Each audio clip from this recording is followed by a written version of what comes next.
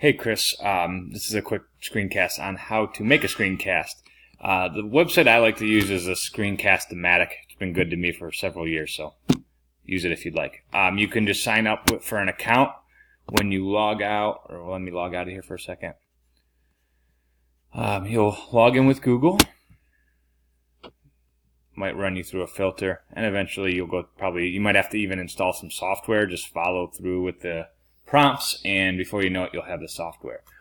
And then when you open it, you'll hit Start Recorder, and what's going to happen is a little box will come up around your screen that looks like this.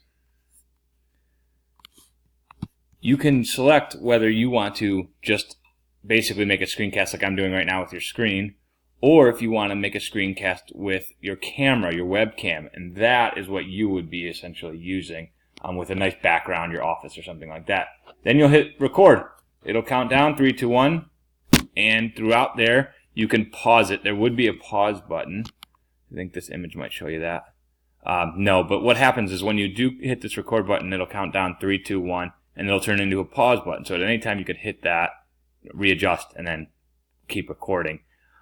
Eventually, when it comes to a complete finish, you'll hit pause. The options will ask if you're done, and then you can save the file as a YouTube link.